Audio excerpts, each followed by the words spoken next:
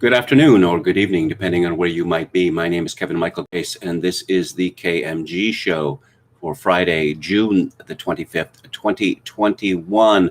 Just a reminder that in approximately 90 minutes, I will be discussing Peter Kemp's second war memoir, No Colors or Crest. Well, I'm going to start with some breaking news, and this is from the Associated Press. Former Minneapolis police officer Derek Chauvin was sentenced to 22 and a half years in prison for the murder of George Floyd, whose dying gasps under Chauvin's knee led to the biggest outcry against racial injustice in the U.S. in generations. The punishment, which came after Chauvin broke his year-long silence to offer condolences to the Floyd family and express his hope that they eventually have some peace of mind, is one of the longest prison terms ever imposed on a U.S. police officer in the killing of a Black person. Still, Floyd family members and others were disappointed the sentence wasn't longer. The penalty fell short of the 30 years prosecutors had requested. And with good behavior, Chauvin, 45, could get out on parole after serving 2/3 of his sentence, or about 15 years. Just because it's the most time doesn't mean it's enough time, said Nikema Levy Armstrong, a Minneapolis protest leader. In imposing the punishment, Judge Peter Cahill went beyond the 12.5-year sentence prescribed under state guidelines, citing your abuse of a position of trust and authority and also the particular cruelty shown to Floyd. Floyd family attorney Ben Crump said the family had gotten some measure of accountability, but is hoping Chauvin gets the maximum sentence at his upcoming federal civil rights trial. Double jeopardy? What's that? Crump said that this was the longest sentence a police officer had ever received in Minnesota. But he added, real justice in America will be Black men and Black women and people of color who will not have to fear being killed by the police just because of the color of their skin. That would be real justice. Well, I suppose if you were really afraid of being killed by the police, what you might do, first of all, is not commit a crime. And then second of all, not resist arrest repeatedly. Outside the courthouse, a crowd of about 50 people clasped hands or placed them on each other's shoulders. The reaction was subdued as people debated whether the sentence was long enough. Some cursed in disgust. At George Floyd Square, as the intersection where Floyd was pinned to the pavement is now known, members of the crowd broke into applause and several said, "We'll take it." Chauvin was immediately led back to prison. He showed little emotion when the judge pronounced the sentence. His eyes moved rapidly around the courtroom, his COVID-19 mask obscuring much of his face.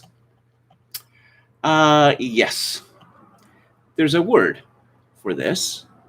A phrase, actually, and it's called victor's justice. So George Floyd is killed and much of America goes up in flames, and those people responsible for it are not arrested, or if they are, nothing much happens to them. But this verdict is a travesty. It was evident from the trial itself that Chauvin was not going to be allowed to give a proper defense. But it's George Floyd's America now. How on earth you're going to be able to hire policemen in places like Minneapolis anymore is a question which doesn't seem to interest very many people in the elite. It's, as Paul Kersey says, it's Black-run America now, and sacrifices are needed. And Derek Chauvin is the first of what will probably be many. But back to the story. Afterward, Floyd's nephew, Brandon Williams, said the sentence was insufficient when you think about George being murdered in cold blood with the knee on his neck for 9 minutes and 29 seconds, execution style in broad daylight. LaTonya Floyd, George Floyd's sister, said of the punishment, that's nothing. He should have got the max, period.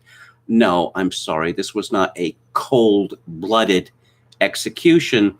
This was something that happened in the heat of an arrest and of Floyd, who was high as a kite, fatally so, on fentanyl and other drugs, resisting repeatedly.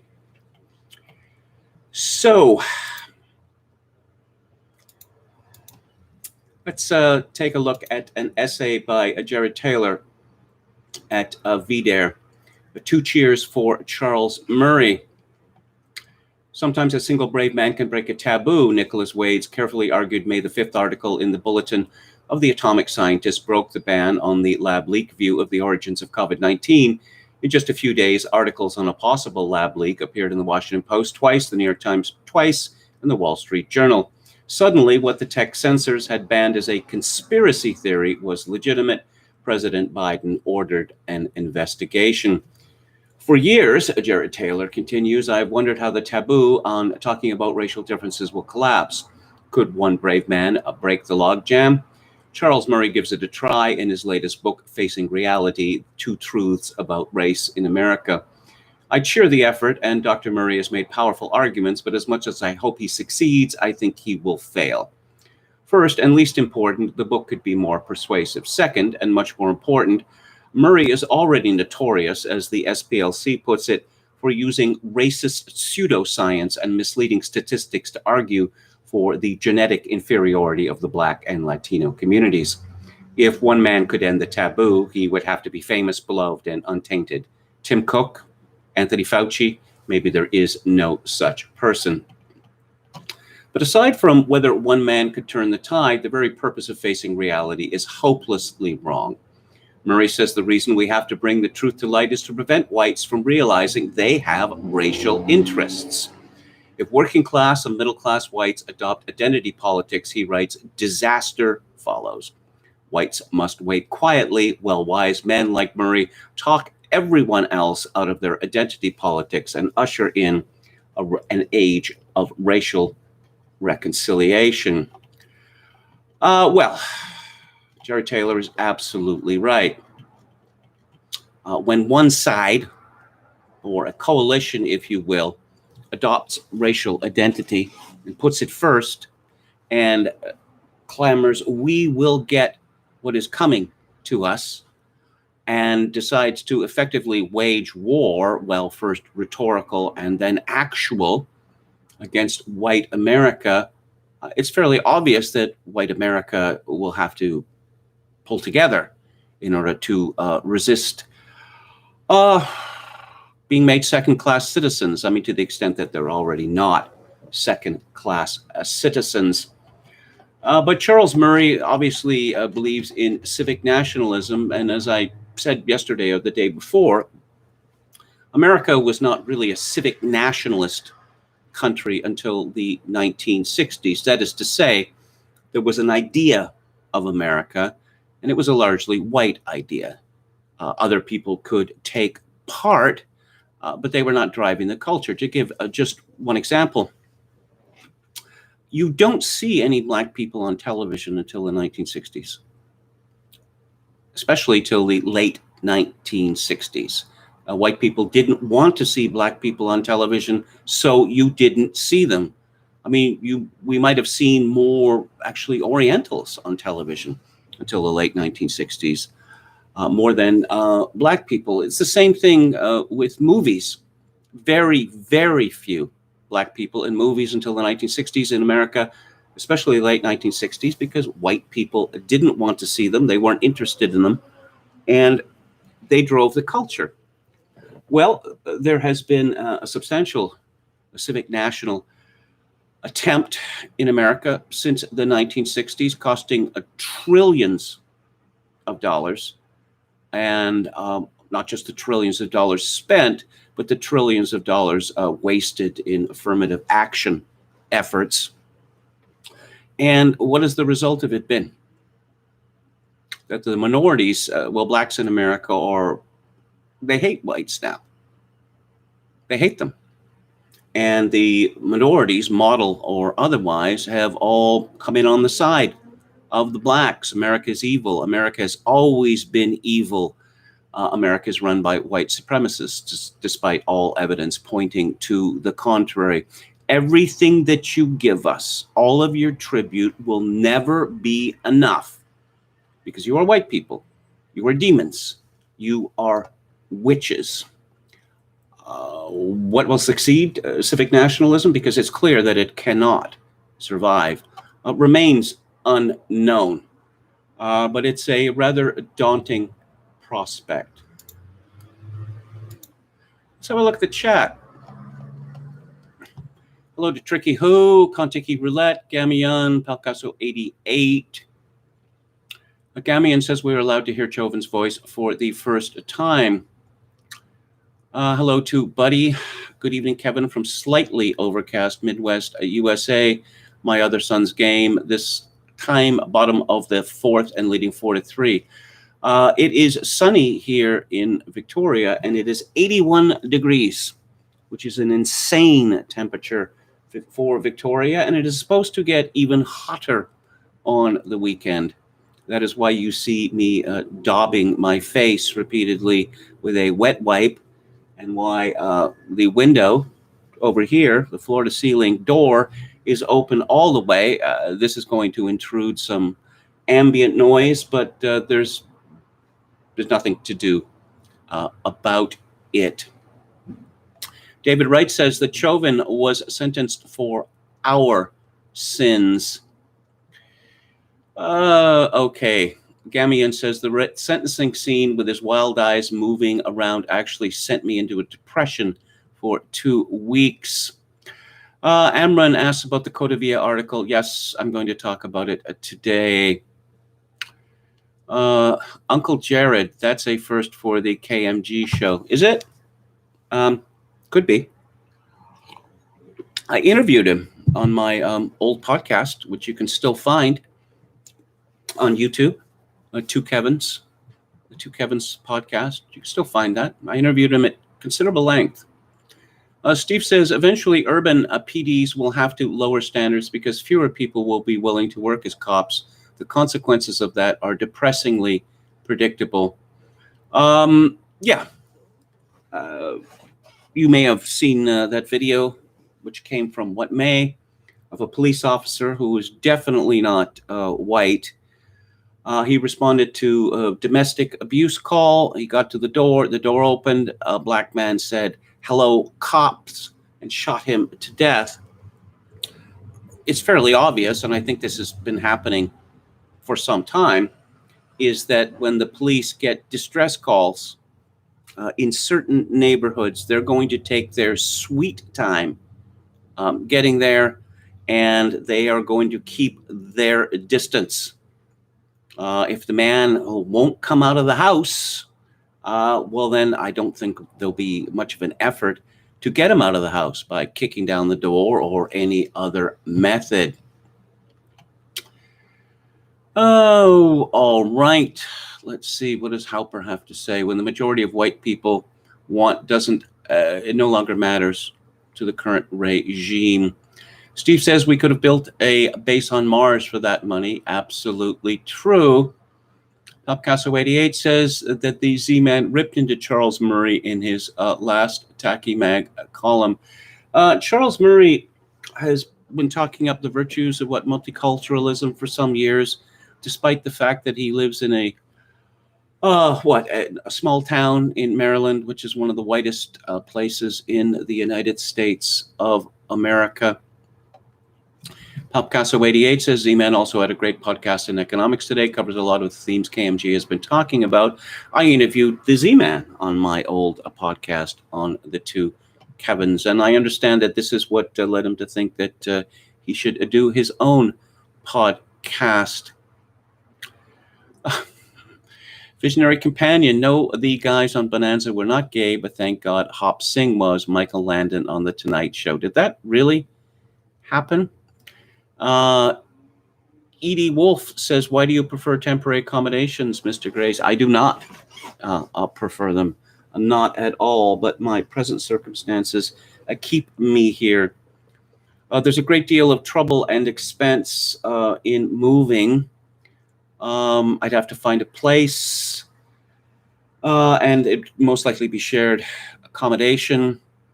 And then I would have to translate all of my worldly goods, which are not substantial, but I still have some, from storage to my new place, and I would have to get something to sleep on, which I don't have, and the whole computer desk situation would have to be dealt with. So it would be fairly expensive. So for now, I have to stay here. Oh, we got an update from Buddy, now 7-3 on a 3-run triple. Anran says Bonanza, a show about a 50-year-old man with 3 47-year-old sons. Visionary Companion says the joke fell flat, as I recall. Some groans from the audience. Unofficial KMG fan club says Murray has 2 biracial children. Oh, okay. Let's move on. Why is America in the situation that it is in, where it appears that the elite was threatening this back in 2005, 2006, when it appeared, at least to them, that Hillary Clinton was going to romp to a victory. And this fellow, Mark Tushnet, who is the father of the improbably named Eve Tushnet, wrote an article, an essay, which pretty much said, okay, our enemies, we're not putting up with you anymore. We're going to shoot the wounded. The culture wars are over. The political wars are over. We have won. We have won forever. And now it's time to take out the trash. Well, Hillary Clinton, of course, did not romp to victory, but Joe Biden was pushed or thrown or dropped by helicopter across the finishing line. And so the Mark Tushnets of the world are getting what they wanted. Let's look at Jim Kunstler's column for today. It begins, a major premise of my 2005 book, The Long Emergency, was that government at the highest level would become increasingly ineffectual and impotent as the melodrama of national collapse plays out. So there was no small irony that the floundering political elites would settle on the pathetic figure of Joe Biden, and he always spells Joe Biden within inverted commas, to symbolically head a foundering government. They picked the very embodiment of collapse to usher in collapse, and that is why Joe Biden appears to be nothing more than an usher, somebody whose only duty, say, at a funeral, is to show the more important attendees to their places before the ominous casket. Nobody believes that he is in charge of the executive branch or even in charge of himself. If you noticed, he's started this very disturbing habit of leaning in close to the mic and whispering like this. You notice that? As he shuffles out to the podium with his eyes gone all slitty to do the one thing his minders have trained him to do, read a teleprompter. Surely the leaders over in Europe were uncomfortably bemused by his recent appearance among them, as if the USA sent a ghost from the bygone 20th century to spook our allies into mindfulness of self-preservation. Message: the great power that rescued you in 2 world wars is gone, and you are on your own. And now, the collapse is universal, though, playing out globally in different flavors of culture and economy, but well underway for Europe too, and eventually even China. It's a collapse of modernity and the techno-industrial horse it rode in on. The extreme political narcissists of the day, intoxicated with messianic fantasies, would like to retail a great reset in a desperate effort to prevent modernity from becoming yesterday's tomorrow. But it only seems to amount to an obsessive-compulsive wish to push everybody around and herd populations into controllable corrals that some suspect are just a prelude to some not far off global Auschwitz. You will own nothing and you will be happy is about as reassuring as work will make you free.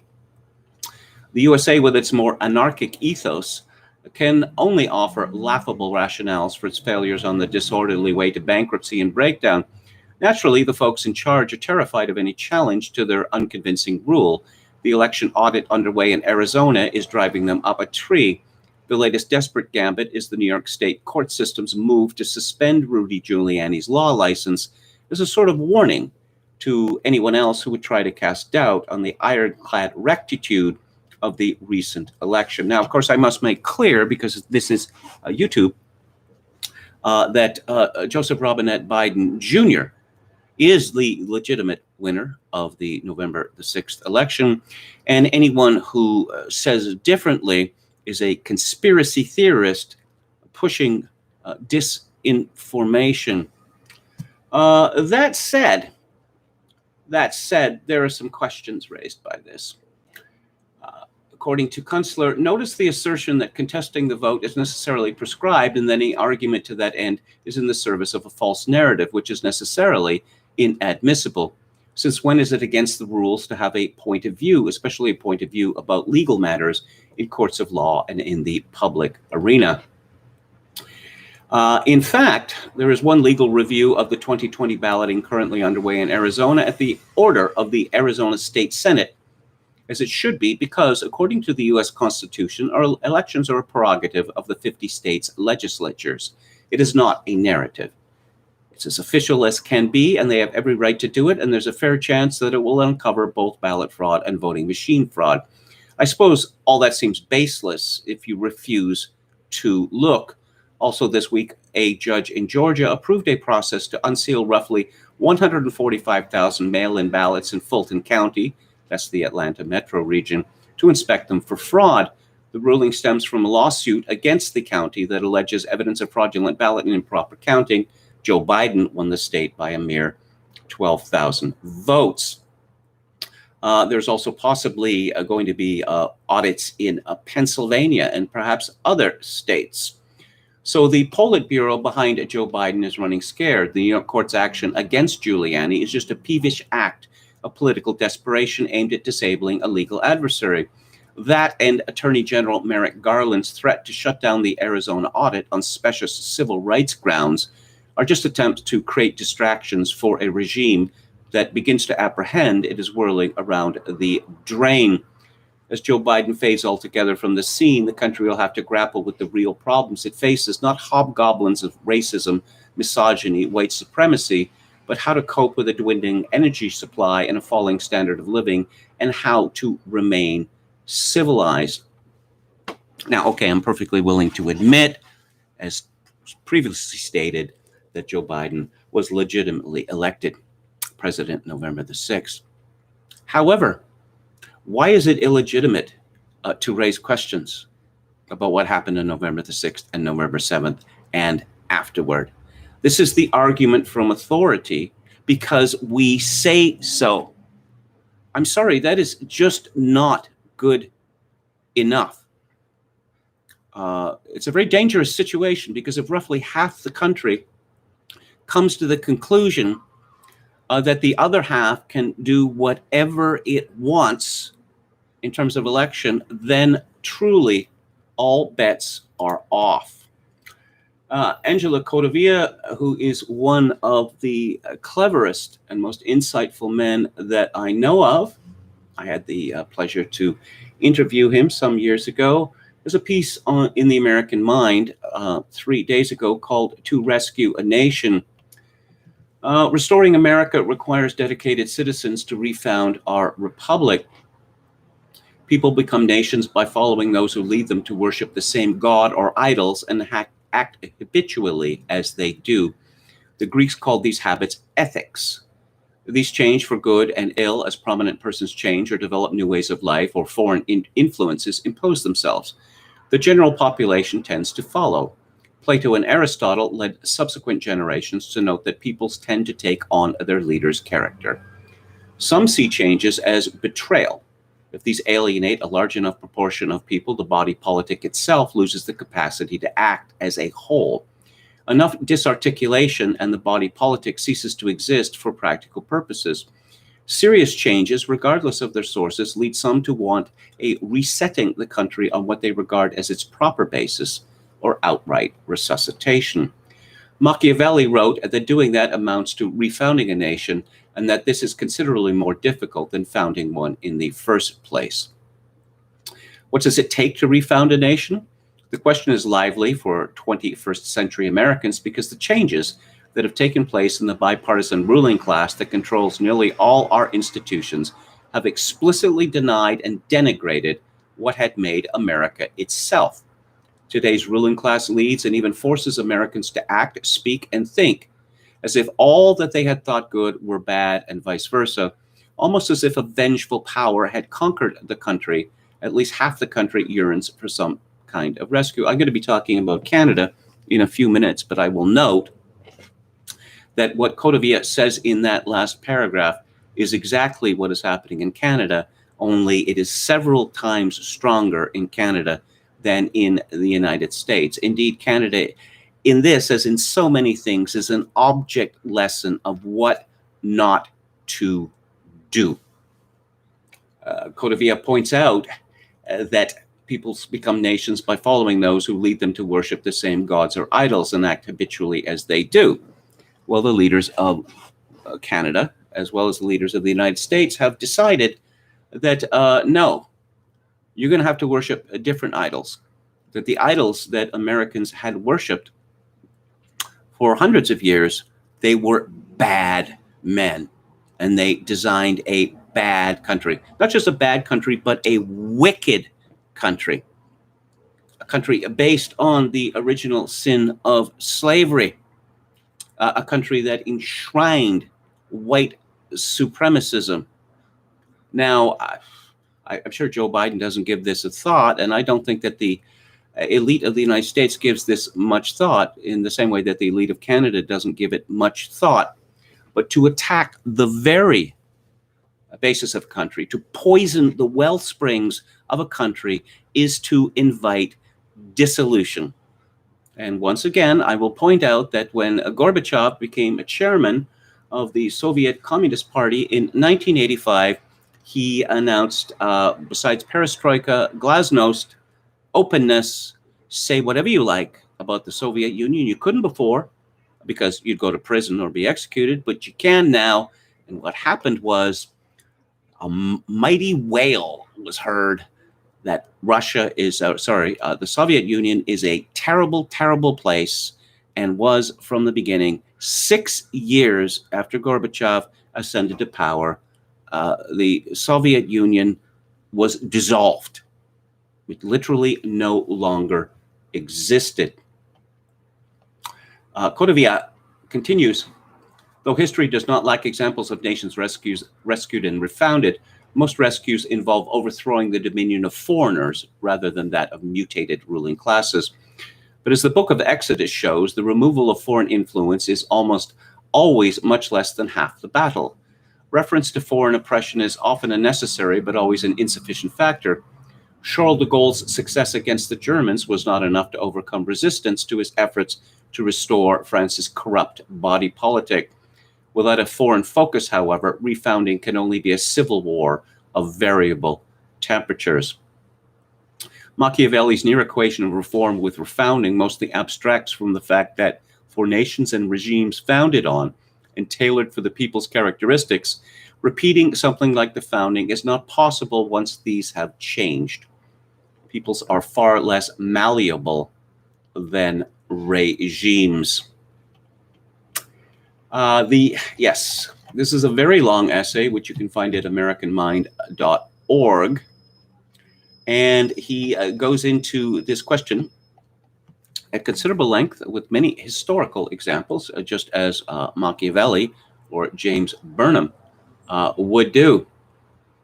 Moses first rejected his comfortable place in Egyptian life by protecting an Israelite. But when the call came from the burning bush, Moses begged off. Not me, I am slow of speech. But the voice from the fire told him that rescuing Israel was not about Moses. It was what I am wanted done. He would tell Moses what to say and give what help was needed. Moses' insufficiencies mattered less than the cause. Thus did Moses remind his people that they were the sons of Abraham, Isaac, and Jacob, bound not to the Egyptians, but by covenant to serve the one true God, and that this God was in the process of rescuing them. At every point in the Exodus, Moses pointed to the signs of the Lord's sustaining power. Moses organized them for survival and war. His successes rallied the people behind his leadership and enabled him to lead them into a new covenant on the basis of the Decalogue. This refounding arguably was as significant as Abraham's original.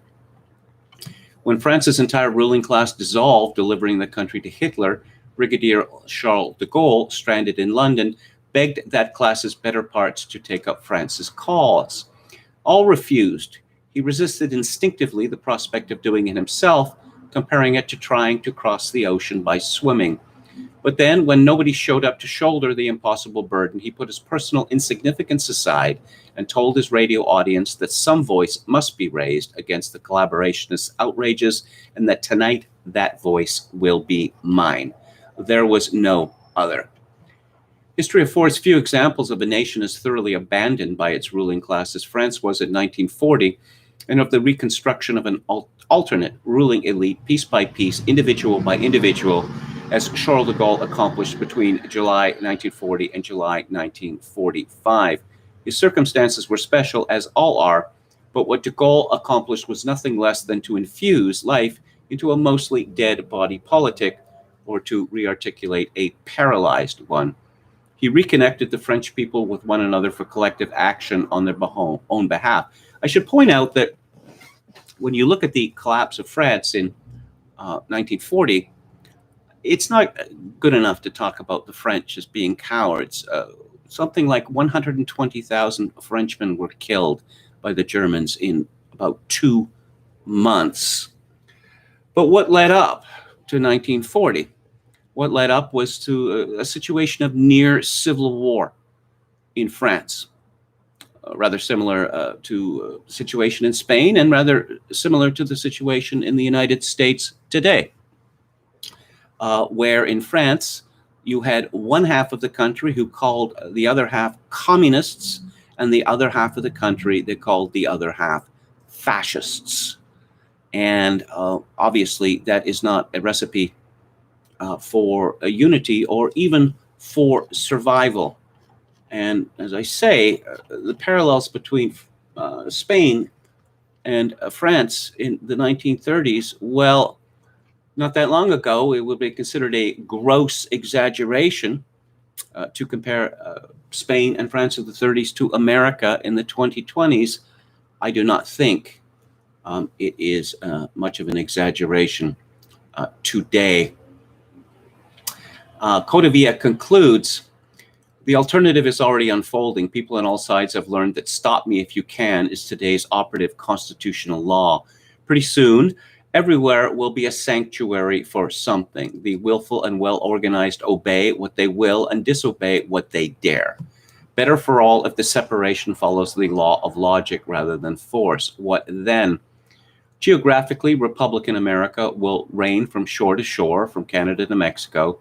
Its birth rate, its educational system's products, its economic vigor, its social stability, its degree of happiness will reflect how fit today's Republicans are for self-government. We cannot foresee and should not speculate how their successes and failures might affect woke America. We can be sure, however, that radical decentralization at home can only reduce the matters with which U.S. foreign policy deals, and hence increase the likelihood that they be dealt with soberly. Another piece, a piece from American Greatness by Christopher Roach, Juneteenth, Democracy and Managed Dissent. For the elite, the phantom problem of structural racism distracts attention from the real problem of structural economic inequality. Politics is now a top-down affair. Permanent incumbents in both parties and their auxiliaries in the administrative state, along with business, media, and academic elites, now constitute a true ruling class with a common worldview. While we have an ostensible democracy, what ordinary people want bears little relationship to what they get from politics. The exclusion of popular sentiment ranges from traditional policy issues to those disputes that make up the culture war. What is allowed on the agenda controls what gets accomplished. Novel ideas might originate in academia or big tech boardrooms or among party officials, but the mass of the people are mere spectators, and their sentiments count for little. A good example is Juneteenth. Having lived in Texas, Christopher Roach writes, I was familiar with it. It's been an official state holiday in Texas since 1980, partly because it originated in Galveston. But it was also entirely new to me upon moving there 20 years ago, just like the storied Battle of San Jacinto. Of course, I was familiar with the Emancipation Proclamation, but the details of the Union Army's post-war occupation of Texas weren't exactly on my radar, nor the rest of the country's. Recognizing Juneteenth is not offensive in the abstract. The end of slavery was a good thing, both for slaves and the rest of Americans alike. but making this particular celebration a national holiday 155 years after the end of slavery practically came out of nowhere. During the George Floyd brouhaha, suddenly every corporation in America pretended as if Juneteenth was a long-standing American tradition, but this was all new. Not only was it new, but it had a whiff of gaslighting. Well, yes, more than that, of course. We heard from Maxine Waters and from many, many members of the elite, black as well as white, that, okay, so there's another holiday honoring black people. So there's two now. No. This isn't enough. We need to complete the revolution. The revolution of social justice, and what they mean by the revolution of social justice is that white people get it in the neck. Have you heard of this fellow, Dyson? His full name here. Eric Michael Dyson. Tucker Carlson was talking about him yesterday. It explains that Dyson is a tenured professor at some stupid college or other. He lives in a rich, almost exclusively white neighborhood. He goes on television a lot. Here's a clip from him. Turns out he's a sociology professor at Georgetown. In speaking about, and I have to really resist hard the temptation to speak this in an Uncle Remus voice, so I'm not going to do that. In speaking about, the maggots, the MAGA, that is so corrosive in this political moment, as we have stood by to see mediocre, mealy-mouthed, snowflake white men who are incapable of taking critique, who are willing to dole out infamous repudiations of the humanity of the other, and yet they call us snowflakes, and they are the biggest flakes of snow to hit the earth. They are incapable of criticism. They are incapable of tolerating difference. They're scared of, oh my God, critical race theory is going to kill your mother, and they don't even know. They are not critical. They have no race, and they don't understand theory. They have no race. Is Eric Michael Dyson a disciple of black theology? Did he believe that an evil wizard called Jacob created white men?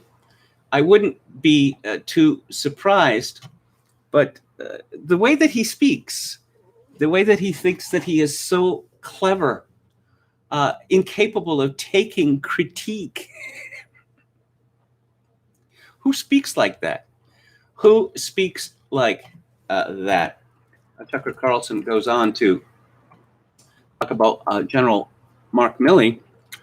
So I'm reading about him, and he graduated Ranger School, and he was in Special Forces, and yet he is a toady to people who hate the military. How could he end up like that? So he's risen to the chairmanship of the Joint Chiefs of Staff. He wants to put in another year or two to get another bump on his pension. Could it be as petty as that? Tucker Carlson says that Milley got the job because he is obsequious. He knows who to suck up to, and he's happy to do it. Feed him a script, and he'll read it. Yes, but why? Again, why is he so obsequious? Yes, white rage. White rage. Carlson says, so Mark Milley reads Mao to understand Maoism. He reads communist to understand communism. But interestingly, he doesn't read white supremacists to understand white supremacy. Why not go to the source? He'd be fired for that instantly, and that's the one thing he doesn't want. So he reads about white rage as if it's totally real. It's a medical condition. Well, as you know, I'm not a white supremacist. I don't really understand what white supremacism would be. Are we going to reconquer Africa, for instance? Are we going to deport all of the non-white people in our Western countries? No, neither of those things are going to happen. I don't think that it's useful to speak about white supremacy when it's really something that doesn't exist. It was a term of no efficacy that was conjured up by our enemies. And let's see.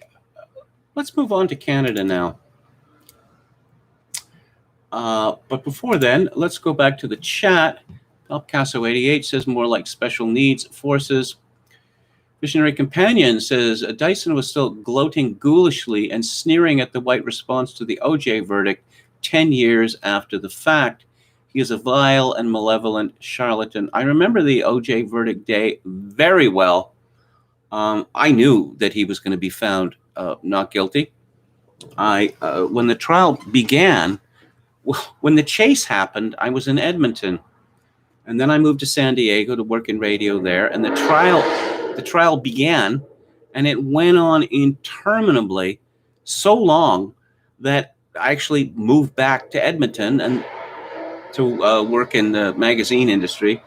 And the trial was still going on. But when I was in San Diego, because Kogo was 600 on the dial, because of the curvature of the Earth, stations that have low numbers reach longer distances, and Kogo's signal could be heard as far north as San Diego.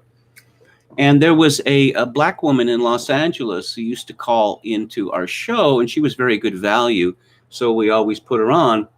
And she said, OJ's never going to be found guilty. And my host said, why do you say that? Because there are 8 black women on the jury. OJ was sitting there in the courtroom in his frogman suit holding a dripping knife. Those women would not convict him. And I thought, she's right. She's absolutely right. And so it turned out.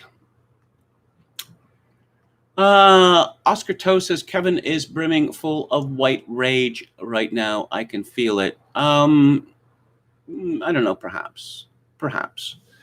I feel somewhat reassured in the fact that I'm smarter than my enemies. In the same way that the rabbit is smarter than the wolf. Gamian says, look like Colin Flaherty has been making videos again. He's been out of commission forever. I thought he'd been making videos again for several months. Palcasso88 says, KMG, how many countries should Canada be split into? How about starting with 10? I guess that leaves the Arctic. Various parts of that can be annexed by various provinces. But I've lived on Vancouver Island for 20 years now. And I think that Vancouver Island, well, it's an island, you know. I think that would make a very nice and compact polity. Small is beautiful, as Schumacher said, and I really believe it. Mr. Chuck the Buck Norris says, I can't stand the gaslighting. Enron says, I won money on the OJ case because I was certain of a not guilty verdict. The real test is if he uses caucasity or tricknology. And Enron says, I'm not a white supremacist, but I play one on YouTube. Is that referring to me? I was a committed civic nationalist for most of my life. I started off in Catholic schools, raised by liberal nuns, where we sang Negro spirituals and Bob Dylan songs. And we heard about the plight of the Negroes in the South. And we were just aghast that men could be so cruel. And I favored affirmative action and all of these things. And this started draining out of me, I guess, in the 1990s with the hatred, the palpable hatred being displayed by the black elite against whites in America. And then the allies of the black elite joining them in, Jesse Jackson's Rainbow Coalition, mocking all the achievements of white people. And I thought, you want to play that game? Well, if you want to play that game, then I can't be on your side anymore, because I'm not going to mock myself. I'm not going to hate myself. I'm not going to denigrate the achievements of my ancestors. I'm not going to denigrate the civilization that we created and keeps a lot of people from starving to death. So no, you've forced me. The Trayvon Martin case was the absolute last straw for me. I thought, okay, to the extent that I was a liberal, that's gone. It's completely vanished from me. Okay, what else do we have? Oh, I was referring to all of us here, Kevin says, and run. Bob Paxton says, we all have regrets. KMG Contiki Roulette says, I read The Guardian for 2 hours a day when I was 19. Okay. I think I'm going to, yes, talk about my sad country of Canada. From the CBC, Alexander Kwan, what the TRC report tells us about the Marival Indian Residential School. And yes, rehashing the story of residential schools. And well, what was the purpose of residential schools? It was teaching Indians how to survive in the new Canada. People rail against the reserve system. If Indian reserves hadn't been set up in Canada, Indians would have disappeared. They would have been completely assimilated. Perhaps that would have been a good thing. But along with the reserve system came the residential schools that were set up to give Indians the tools needed to survive in the new Canada. Things like reading and writing and arithmetic, as well as practical skills. That was, yes, that the old Indian way of life could not survive in Canada. And so the residential schools were set up for that purpose. But now they are seen as death camps. Death camps. We pretty much reach that point now. And oh, yes, the education and bringing the gospel to these people. No, the whole point, apparently, Catholic priests traveled from around the world to remote, dismal locations, for the pleasure of torturing and killing Indian children. That is the new narrative. We have found unmarked graves in Saskatchewan, which could mean all manner of things. But as I pointed out this week, if you are going to murder people, you don't dig graves all in a row and put markers on them, do you? No, you don't do that. But it doesn't seem to matter. The media has not really covered this story, but apparently there have been 2 Catholic churches burned down in the last few weeks in Western Canada. And this is the latest. David Shield of CBC. The doors of a Roman Catholic cathedral in downtown Saskatoon were splattered with paint Thursday afternoon after the discovery of hundreds of unmarked graves at the former Marival Indian Residential School. Video of the event posted to social media showed a woman painting and splattering red paint on the door and the sign of St. Paul's Co-Cathedral. Photos of the aftermath show the words, "We were children," scrawled on the church door. Father Stefano Penna, the priest at St. Paul's Cathedral, the priest. Cathedral means seat. It's the seat of a bishop. There are priests at a cathedral, typically, but the leader of the cathedral is the bishop, but I suppose no one at the CBC knows that. But anyway, Father Penna says this was the second time this has happened to his church after the discovery of the remains of people at residential school. He said he understands the anger Indigenous people are feeling. Quote, "My heart is broken at what was done in the name of Christ, but what was done actually more by acquiescing to a kind of government and social policy that sought to civilize and colonize people by taking what they were out." And this is an expression of that. Yes, he's apologizing. He is apologizing for doing what Jesus Christ commanded Christians to do. So he does not agree with the actions taken by the protesters. He says this is objectively a crime. This is vandalism. This shouldn't be done to any crosswalks with the rainbow flag. Did they teach you rhetoric at the seminary there, Father? Oh, you're comparing a Christian cathedral to a bunch of stripes on a street. And, oh, yes. And so the people involved in this desecration are congratulating themselves for it. They're so very brave, so very, very brave. And yes, you want to hear some horror stories about residential schools? Well, Indigenous Affairs columnist Doug Cuthand said he was not surprised to see something like this happen, given recent events. He said First Nations people across the country have a lot of anger and resentment that has been built up over the years. He mentioned 2 Catholic churches that burned down, not were burned down, but burned down on the Penticton Indian Band and Osoyoos Indian Band this week, as well as the removal of a statue of Father Joseph Huguenard at Sacred Heart Catholic Cemetery in Lebret. This is something we've got to expect, he said. The church has become a target, and we can expect more of this future. Well, Cutland said burning down churches was unacceptable. Really sticking your neck out there, aren't you, Cuthand? He said First Nations people have the right to be angry at the church for its roles in residential school. Okay.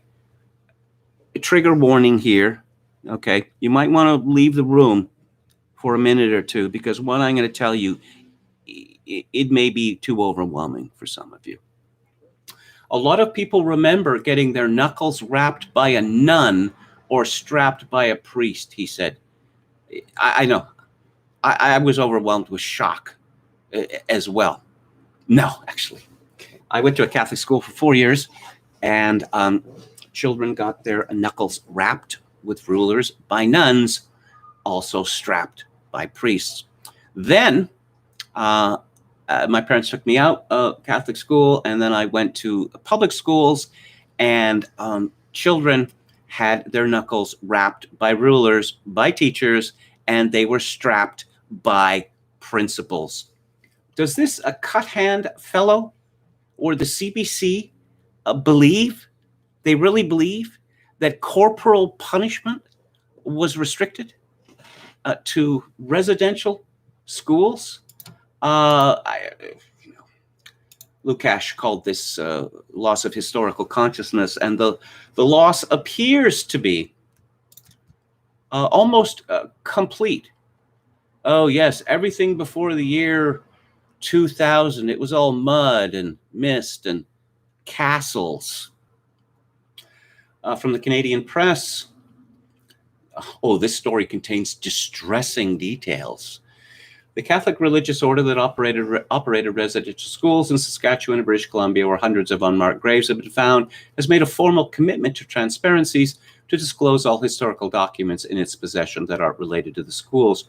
The Missionary Oblates of Mary Immaculate operated 48 schools, including the Marival Indian Residential School and the Cowessess First Nation in Saskatchewan and the Kamloops Indian Residential School in BC. Okay, so they demanded the documents, and now they are going to get the documents. Father Ken Thorson, leader of the Missionary Oblates of Mary Immaculate, says his order has agreed to turn over school records kept in handwritten diaries as soon as digital copies can be made. The work of this transfer, I hope, will begin soon. We remain deeply sorry for our involvement in residential schools and the harms they brought to Indigenous people and communities. Yes, well, Father Thorson, you were spitting on the memory of those brave men and women who brought the gospel to the heathen. You should be ashamed of yourself, but I don't expect anything like shame in the leaders of today's Catholic Church. Uh-oh. Yes, Carolyn Bennett, it appears that Carolyn Bennett is going to survive. She did something really shocking. She posted a word, pension, to an Indian leader. Yeah, I know. I should have given you a trigger warning for that as well. This is from Canadian Press. And Prime Minister Justin Trudeau is resisting calls to fire Crown Indigenous Relations Minister, Carolyn Bennett, over a text message he acknowledged was wrong and hurtful and harmed his government's progress on reconciliation. Bennett apologized Thursday for texting pension to Jody Wilson-Raybould in response to the independent MP's tweet urging Trudeau to quit jockeying for an election in the light of the discovery of what are believed to be 715 unmarked graves of Indigenous children in Saskatchewan. Members of Parliament must serve for 6 years before becoming eligible for a pension, so Bennett appeared to be suggesting that Wilson-Raybould, who is Indigenous and therefore sacred and above criticism, was only concerned about losing her pension if she were voted out before she hits the 6-year mark in October. Of course, I'm deeply disappointed. She did the right thing by apologizing because it was the wrong thing to do, Trudeau said today. As a government, as ministers, as Canadians, we need to be focused on the work that needs to happen for Indigenous people across this country who have been going through extremely difficult times, not just in these past 3 weeks, but over years and generations. Mistakes like this are hurtful and not just in the wrong direction, instead of steadily moving in the right direction. Trudeau said he spoke with Bennett Friday morning and knows her heart and how hard she has worked for years on improving Canada's relationship with Indigenous people. Charlie Angus, NDP critic for Indigenous youth. Yes, the New Democratic Party has a critic not just for Indians, but for Indigenous youth. Continued to call for Bennett's firing on Friday, on a day when Canadians were grappling with the discovery of hundreds of more bodies in unmarked graves. The minister took a cheap, derogatory stab at an Indigenous leader grieving for these lost lives. You can't say reconciliation is a priority while tolerating this kind of behavior from your minister. If anything, Prime Minister Trudeau highlighted the fact that he will say one thing and act in a completely different way. The Union of BC Indian Chiefs has also called on Bennett to resign, saying it is deeply disturbed and disgusted by the extreme callousness, spite, and ignorance you have shown throughout the racist message. With a single word, pension, you have not only decided to perpetuate a damaging racial stereotype that Indigenous peoples are lazy and only financially motivated, but dismissed the pressing, overarching issue of residential schools, missing and murdered children, and Indigenous rights. I remember back in the 90s, there was a Reform MP, the first Reform MP ever elected in Canada. Her name was Deb Gray. And the Reform Party was being holier than thou on the issue of MPs' pensions, suggesting that MPs should not get pensions and that MPs who took their pensions were bad people. The Reform Party loved to indulge in this kind of moralizing. And Deb Gray went so far as to call those Liberal MPs who took their pensions as porkers. Yeah, that's the sort of thing that politicians say to one another. I don't know if there were any Indigenous Liberal MPs at the time to shriek in outrage at that outrageous comment. Oh, but Pierre Trudeau is trending now. Yes, Justin's father. Considering that Pierre Trudeau was one of the last prime ministers to oversee residential schools and the fact that he made many disparaging remarks about First Nations, he is absolutely complicit in this tragedy. Yes, Liberals are the real racists. This is what we're hearing from the idiot Conservatives in my country. Yeah, we're going to outflank the Liberals on the racism issue. That is how deeply stupid they are. Yes, the Catholic Church. Ooh, man, it is in serious trouble in my country. And all the Catholic haters, of which there are many in my country, they think that it's time for revenge now. What the Catholic Church has ever done to them is an interesting question. See, JGB Victoria says about 60% of the residential schools were run by the Catholic Church based on news coverage and commentary. You think it was close to 100%. I'm not sure, but I suspect the Anglican and United churches, which are now very liberal, are closer to the Anglo-Canadian establishment. Yeah. Yes. The Catholic Church needs to be disbanded. Okay. Well, maybe they'll try. They could start by removing its tax exemption. But as I said previously in this space, perhaps that wouldn't be such a bad idea. Perhaps it would force the Catholic Church in Canada to actually start acting Catholic.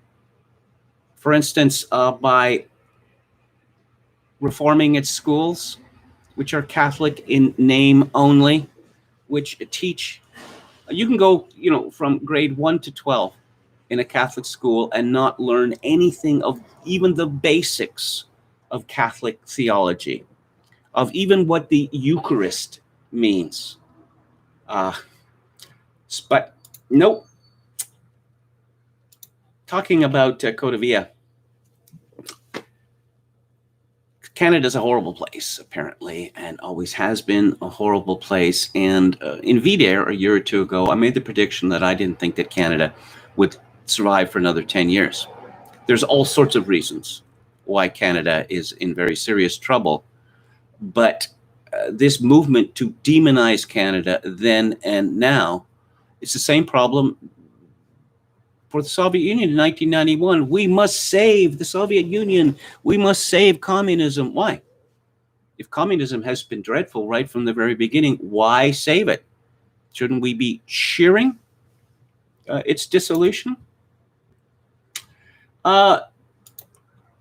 We have entertainers in my country.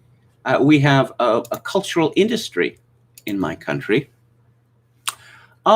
It's largely rubbish.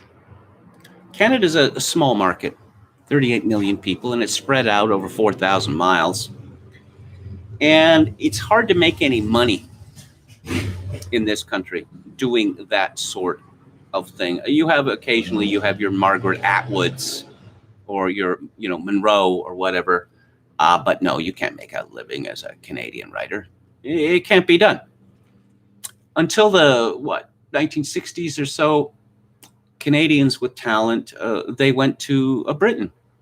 Now, later on, Mike Myers, who is half British by birth and an Anglophile from birth, after he graduated from high school, he went to Britain and formed a comedy duo there. Not very many people know this.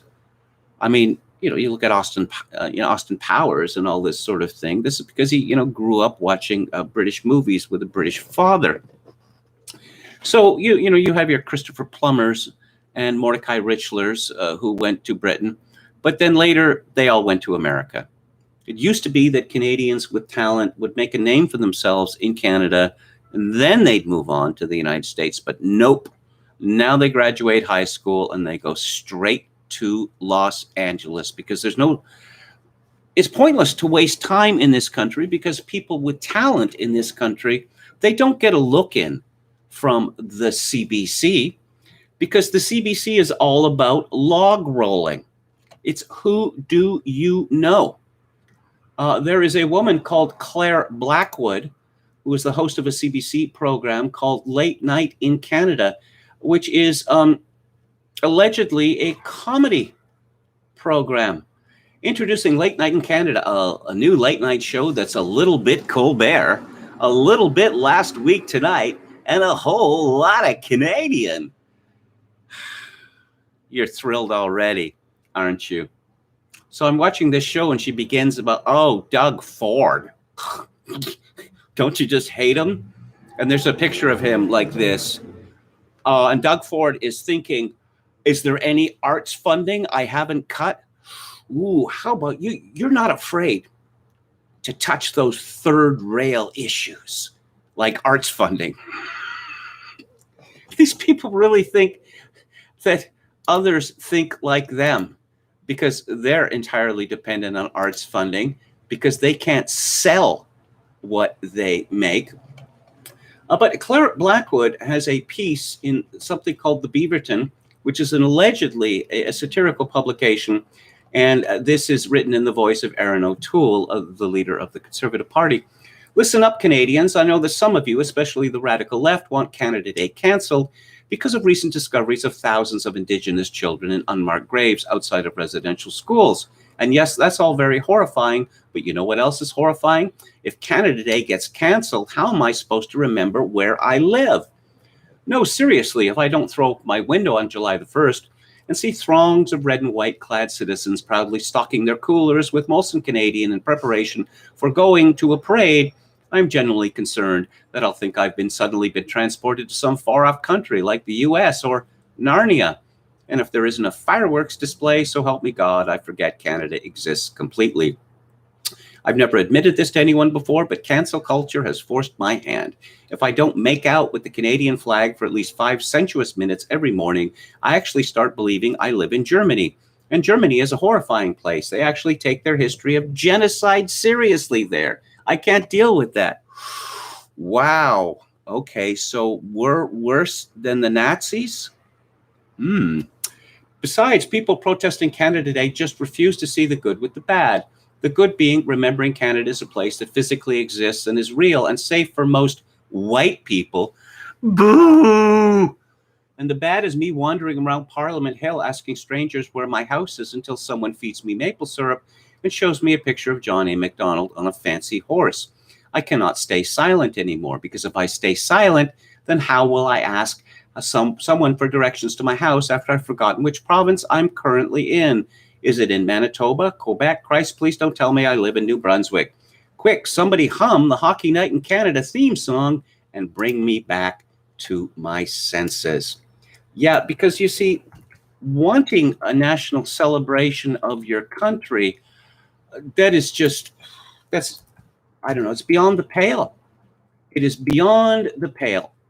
So Claire Blackwood was on Twitter today, pimping her hilarious column. And she wrote this: sorry for the profanity, but here we go. I'm back from the woods and back on my bullshit, slandering our nation's politicians whenever they spout dumbass nonsense. Fuck Canada Day. To which I responded, the entire Canadian cultural establishment is designed and maintained to protect and nurture people of little talent such as yourself, people who couldn't survive in any other country. But go ahead and bite the hand that feeds you, you angry establishment rebel. And so this was retweeted and liked a number of times. And Claire Blackwood, people are being mean to me. And we know what kind of people would be mean to Claire Blackwood. Whenever my political Beaverton articles get angry or threatening feedback from scared white men on here, I play a fun little game called Scroll Through That Person's Twitter account until you find a quote about how the whites are all going to be killed for sport. Yeah, white people, eh? If Claire Blackwood were any whiter, she'd be clear. And if she really thinks that her quisling cunning is going to protect her from the BIPOC mob, well, she's going to have to learn the hard way. Another person who is looking to cancel Canada Day is a woman who writes for the Toronto Star, which is about as mainstream new Canadian as one can get. And her name is Evie Kwong. And she had a terrible, terrible childhood. Allegedly, she had to stop bringing her Chinese delicacies from home because bad white Canadians made fun of her stinky lunches. Have you noticed this, that this has become a meme? That all these model minorities, so-called, have memed themselves into believing that this is true? When did Evie Kwong go to school? In the 1950s? Is that what we're supposed to believe? That when did she go to school? What, in the 1990s? This is a woman who actually put a restaurant out of business because it was in Toronto, because it was guilty of cultural appropriation. Yes, cultural appropriation. You can't have white people making these Vietnamese dishes. Oh, okay. You know what? I'll give you a deal. Evie Kwong and all these other people carrying on about cultural appropriation. We're white people and we won't make your Oriental food anymore. But you Orientals are not allowed to make white people food anymore, okay? You're not allowed to make burgers and fries. You're not allowed to make hot dogs or corned beef sandwiches. And let's talk about Asian cultural appropriation. Most of the sushi restaurants in my country are run by Chinese. How dare they? How dare they appropriate Japanese culture in this manner? But Evie Kwong believes that she's some sort of rebel, just like this Claire Blackwood woman. From John Iveson in the National Post, O'Toole's pro-Canada speech may resonate with voters tired of apologies. O'Toole's payoff line, "It's time to build Canada up, not tear it down," is a stark contrast to what we are used to hearing from Singh and Trudeau. Erin O'Toole's leadership pledge to take back Canada was viciously lampooned. Indigenous folks, did you hear Erin O'Toole wants to give you your land back, quipped one social media satirist. The slogan may have helped O'Toole get elected leader, but its Trumpian undercurrent ensured it was retired after he decided to present a more moderate image to Canadians. Here's a fact. What we call Canadians, what we call Canada, is entirely the creation of European settlers. 100%.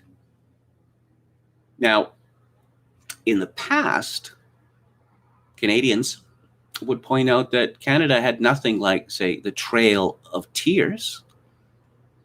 Indian tribes were not relocated halfway across the country, say. But no, apparently this is a genuine Holocaust. And to talk about taking Canada back, well, what about the Native Indians? What about the Indigenous? They didn't make Canada. Of course, you know, it's not necessary for Erin O'Toole to say that. It's so very controversial. Perhaps he just could have said, no, I'm not going to apologize for it. I am not going to apologize for it. And according to Iveson, who's one of the typical squishes at the National Post, O'Toole has a checkered history when it comes to residential schools. He told a group of students at Ryerson University last year that the schools were meant to, quote, provide education, unquote. So what's the alternative? That these schools were meant to torture and murder Indians? Because that's what we're hearing now. Of course they were meant to provide education. Comments he later retracted, saying the system was really designed to remove children from their homes, families, traditions, and cultures. You could have done that without building residential schools. You could have just rounded up all the children and dumped them somewhere and left them to their own devices. But that is not what happened. On Wednesday, he said that a future Canadian Conservative government would mediate a renewed nation-to-nation relationship. No, they are not nations with Indigenous people based on recognition of rights, respect, cooperation, and partnership. But he said the road to reconciliation does not involve tearing Canada down. He said Canada is not a perfect country, but no country is. That goes unstated. When you start rabbiting on about, oh God, Canada or the United States is not a perfect country, but no country is, you've already lost the battle. Apparently, being patriotic is now considered akin to being a white supremacist. Let's talk about Australia, and let's just see how effeminate and hysterical they can become. This is from today's Wall Street Journal. Parts of Australia's largest city will go into a rare lockdown for at least a week as officials seek to stamp out an outbreak of the highly infectious Delta variant of the coronavirus. People who live or work in 4 areas in and around downtown Sydney and the iconic Bondi Beach have been ordered to stay home from Friday night to stem the spread of the virus first detected in the city last week. The last lockdown in Sydney in December was confined to the 70,000 residents of Sydney's Northern Beaches area and lasted 3 weeks. But now, much bigger lockdown. This is funny to me, greatly amusing. It cheers me up because I've had to listen to smug Australians and, oh, why can't we be more like Australia? Those people, oh, look at how Australia has taken care of COVID. Yeah, by being an island at the bottom of the South Pacific, a long way from anywhere. And, they've finished with COVID. It's zero COVID. Now, when I pointed out that lockdowns don't work, oh, yeah, let's talk about Australia and New Zealand. And since that time, Australia and New Zealand have gone through several hysterical panics. The size of the recent outbreak is small by global standards. It's small by absolute standards. On Friday, officials said the outbreak included 65 cases, with 22 locally acquired cases having been recorded on the day prior. 5.4 million people live in Sydney. And Theresa Tam, of course, Canada's chief latrine walla, is carrying on about, oh, yep, it's coming back. Oh, this Delta variant. We're going to have, more lockdowns in the winter.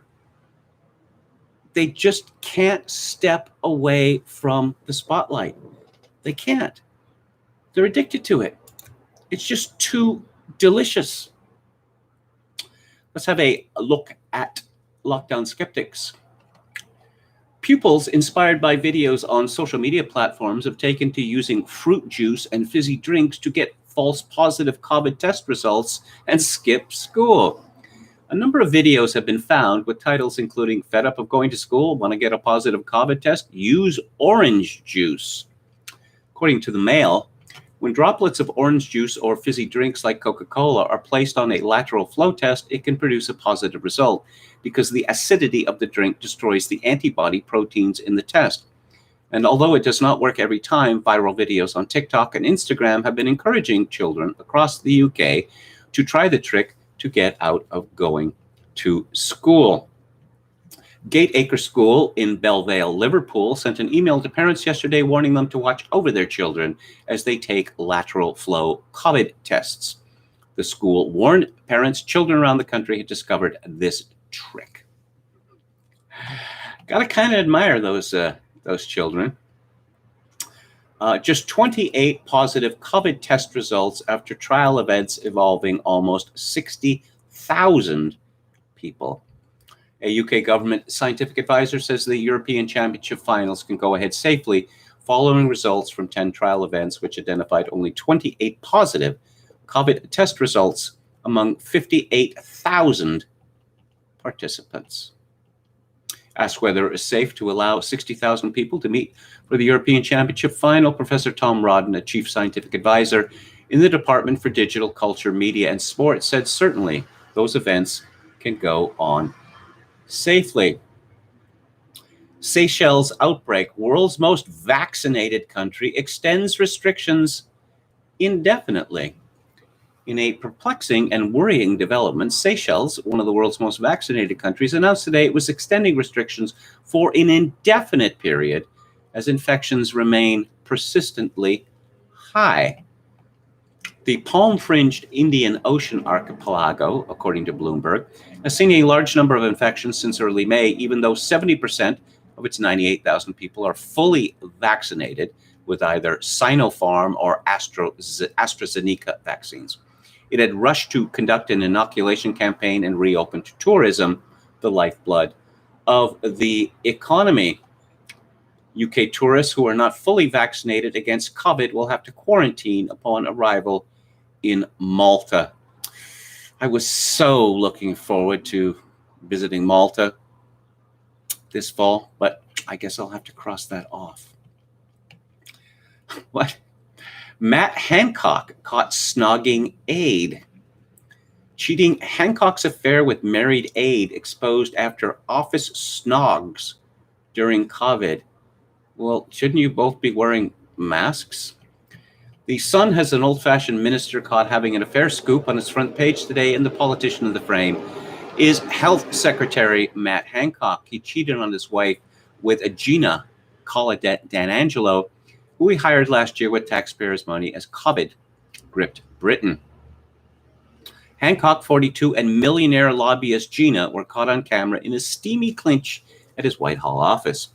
Whistleblowers revealed the health secretary had been spotted cheating on his wife for 15 years with married D'Angelo. He was seen kissing her at the Department of Health's London HQ during office hours last month as the mutant strain began spreading. A Whitehall whistleblower told The Sun that it was, quote, shocking that Hancock was having an affair in the middle of a pandemic with an advisor and friend he used public money to hire, unquote. Last night, a friend of the health secretary said he has no comment on personal matters. No rules have been broken. Yes. In the past, I would have laughed this off or made light of it or whatever, but I just want to see these people humiliated. I want to see all of them humiliated. Let's see, who wrote this piece? Toby Young says, on the face of it, this actually strengthens Hancock's position, already pretty strong after Dominic Cummings singled him out for criticism. After all, Boris can hardly sack a cabinet minister for having an affair without looking like a complete hypocrite. Yeah. And countries could be pushed back onto the amber list at short notice. As Transport Secretary, let's go to Alex Berenson's Twitter feed. I warned you this would happen. Okay, just a reminder that Berenson has his own Substack now. Are Uncle Joe and Cousin Tony still going to give us July 4th? We've been very, very bad. Yeah, you remember that? That Joe Biden said a couple of months ago that if, you Americans are good little boys and girls, I will permit you to have 4th of July barbecues or whatever, with small, sensible numbers. He has no authority to stop Americans having barbecues or hot dog roasts or anything like that. But that's how drunk with power he is. And Berenson provides a CDC graph of a daily count of people receiving dose 1 reported to CDC by date administered. And let's see, it starts at 0, going back to December the 13th. And then it rises to a peak of 2 million a day. Let's see, this would be March, around beginning of April. And then it just collapses since then. And it is now down to something like 300,000 per day. Hey, people of vaccination, please take a moment to answer this one question survey from Pfizer. Do you like your myocarditis mild, moderate, spicy, or VFib? Also, can we offer you a free booster? Sorry, 2 questions. Sue us, but you can't. Limited liability means never having to say you're sorry. A reader makes a very good point, Berenson says on Twitter, a super dupery good point. It's time to stop debating if the mRNA vaccines are dangerous to some young people and start asking why. The companies, the FDA, and the National Institutes for Health need to investigate now and be transparent about what they already know. Or they could continue on their current course, downplay severity.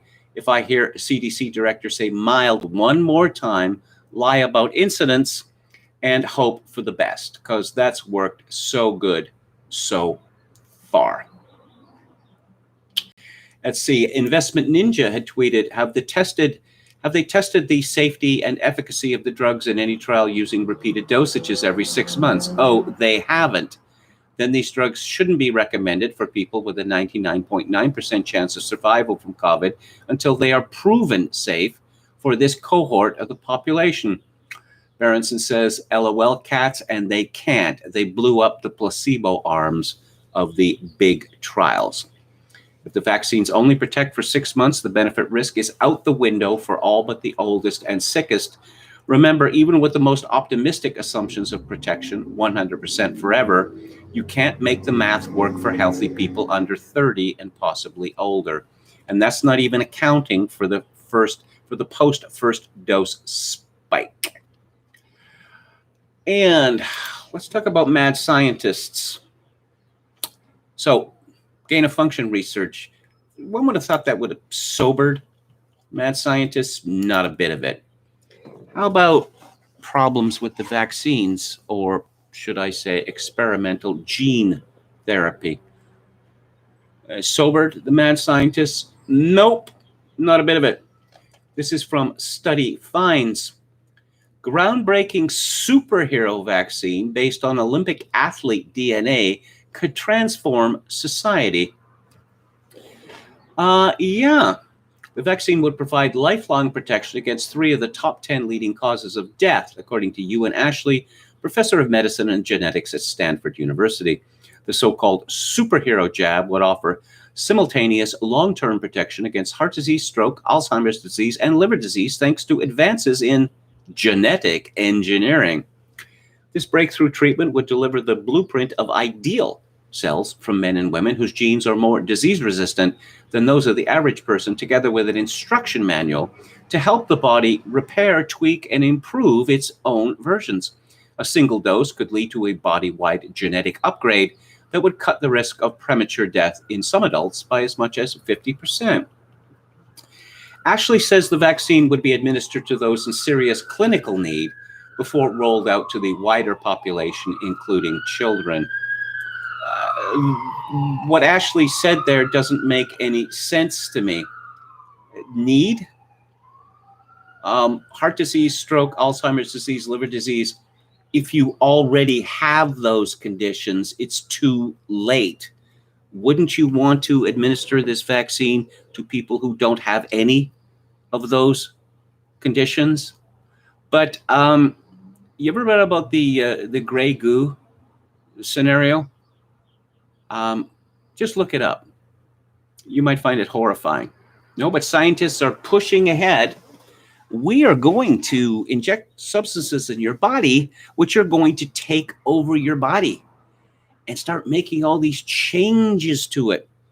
And of course, nothing could possibly go wrong with that, because as they used to say in the Soviet Union, we never make mistakes.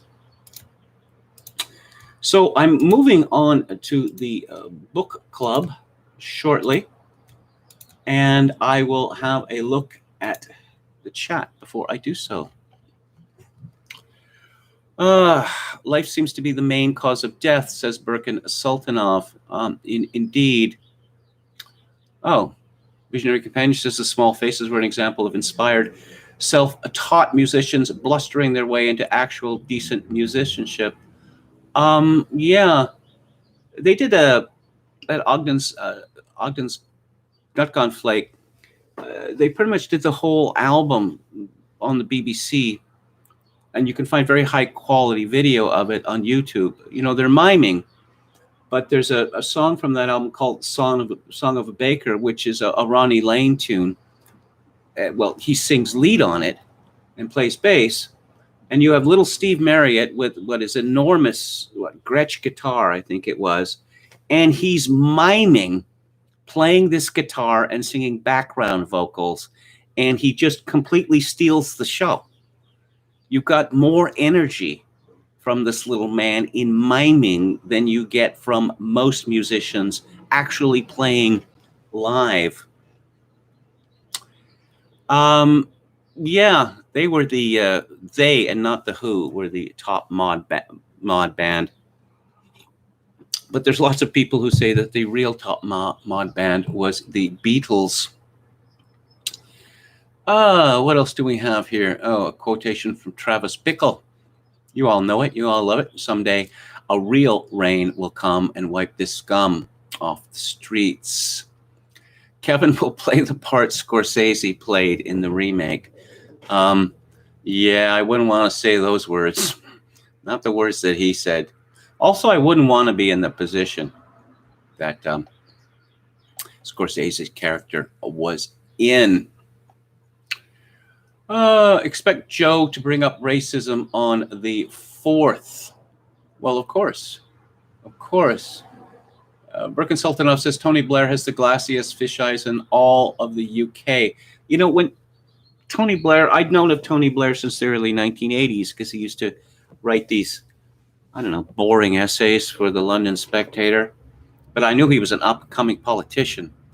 And then when the leader of the Labour Party, John Smith, died in mysterious circumstances, Tony Blair becomes the leader, and suddenly he is the Britain of the future. And people have cited Enoch Powell for this, but I have never seen more of a disconnection between the eyes than the rest of the face than in Tony Blair. He looks like an absolute nutter. He looks frightening. But of course, you know, he was the new Britain. He invited Oasis to 10 Downing Street. How embarrassing was that?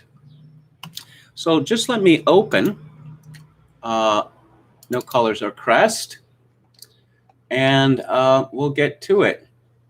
I had previously reviewed the first volume of Peter Kemp's military memoirs, and the follow-up are published by a company called Mystery Grove Publishing. Now, what they've done here clearly is they've taken a printed volume and scanned it and turned it into a new version. There are errors in the transcription. It's done quite well, actually. There's not much to complain about. You get dashes where there shouldn't be dashes. You get some words that are crammed together without a space. You get Tirana spelt, that's the capital of Albania, not the capital of Toronto, or of Ontario, spelled in 2 ways. But there's, you know, it's eminently readable. I'll start from the introduction. I'll just say that, Kemp fought in the Spanish Civil War on the nationalist side, on Franco's side, for 3 years. First with the Carlists, and then in the Spanish Foreign Legion. And for his pains, he got a shattered jaw and badly burned hands. The introduction, a note from the publisher, says, first published in 1958, No Colors or Crest, is legendary British adventurer Peter Kemp's follow-up to Mine Were of Trouble, which details his combat during the Spanish Civil War. The book recounts Kemp's service with the British Special Operations Executive, SOE, during the Second World War in Europe. While readers of his first book got to see Kemp as a brave but naive volunteer in the fight against communism, his second is more complex. Kemp begins the war as a commando, but soon becomes a spy, trapped in a labyrinth of alliances and betrayals. The threat posed by the Soviets is often far more immediate than that from the Axis. This is not the Second World War you see in the movies. No, indeed. Not at all. But I was wondering whether Evelyn Waugh would get a look in this book, and indeed he does. Evelyn Waugh had been a commando until he was kicked out by Shimi Lovat, the head of the Fraser clan, and Waugh later immortalized Lord Lovat as Trimmer in his trilogy of books about the Second World War. And despite the fact that Lovat was one of the most acclaimed soldiers in Britain, to his dying day, he raged against Waugh because he was known more for being Trimmer, a hairdresser, who was a phony hero than he was for his own exploits. But Peter Kemp writes, Evelyn Waugh, in one of his stories, has referred to SOE, though not by name, as an organization engaged in setting up hostile and oppressive governments in the countries of Eastern and Southeastern Europe. Kemp says there was, however, one section of the organization to which his criticism never applied, the section controlled by Lieutenant Colonel Harold Perkins, who directed operations in Poland, Hungary, and Czechoslovakia. Yes. So Kemp returns to England after his experiences in Spain, and not that long after Germany invades Poland, and Britain enters what was to be known as the Second World War. And like all patriotic Englishmen, Kemp decided to sign up. But in a situation much like Evelyn Waugh described in his trilogy, there were a great many young men who wanted to serve their country and were told, we have nothing for you. So they would try to doorstop people, influential people. Could you possibly, get me into such and such a unit? Or I hear that you're the man to talk to if I want a position. And this is rather similar to what Kemp went through.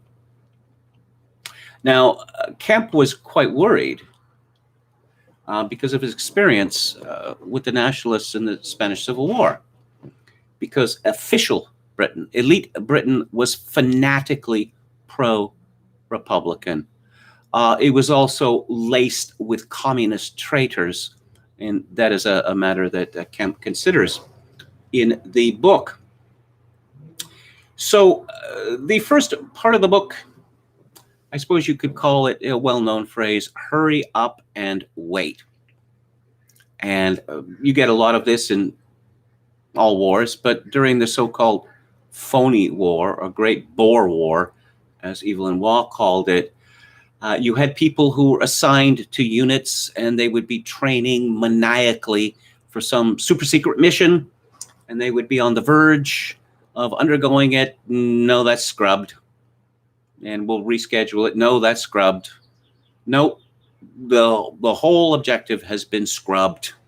And oh, by the way, that this outfit doesn't exist anymore. That sort of thing.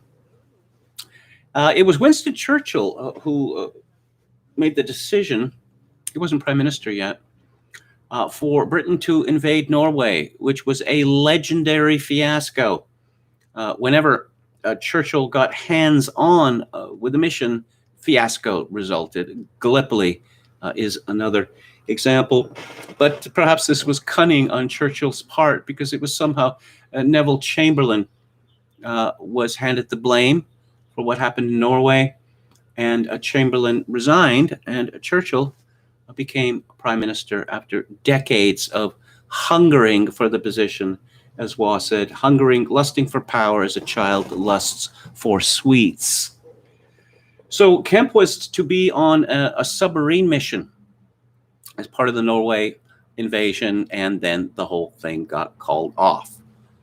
The submarine involvement in it, but Kemp got experience in submarines, which he found less unpleasant than many others have. He was particularly impressed by the professionalism and competence of the submarine crews.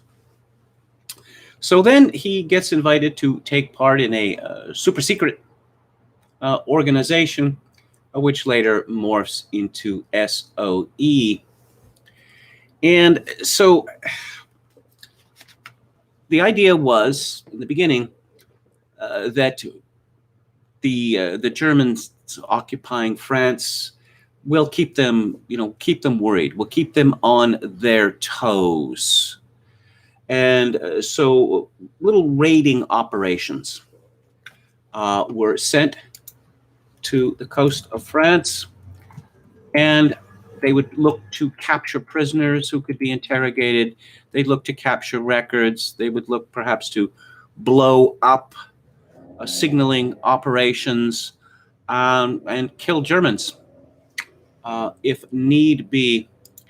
And Kemp describes in horrifying detail his first actual experience in one of these biffing operations, where he learns, and many soldiers have learned this over the years, that, oh yes, the plans are based on, maps, photographs, and local intelligence. So you're going to bring your little dory here, and then you're going to take this path and then get up this way.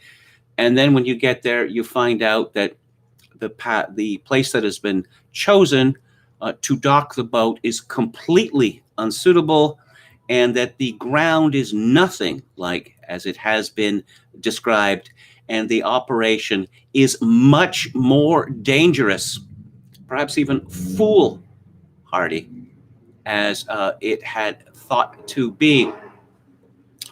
So I'm going to read from Kemp here. He said, we did not get very far. I had covered only a few yards, crouching low and straining my eyes to watch the ground at every step, when I all but trod on a mine. It was laid with very little attempt at concealment under a small mound of turf.